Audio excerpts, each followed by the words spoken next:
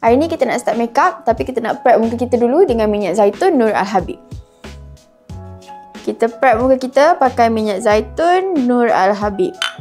Minyak zaitun ni pure tau, bukan yang campur-campur air ke apa. So korang ambil sikit je.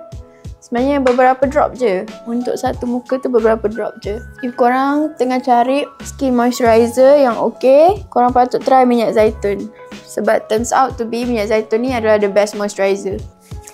Okay, biarkan kejap. Lepas tu korang boleh sambung pakai sunscreen. Okay, kita pakai sunscreen. Dia akan jadi lagi senang nak blend tau. Dia akan bagi kita punya skin a bit of glow effect. So cara ni kan sangat sesuai untuk sensitive skin and also dry skin tau.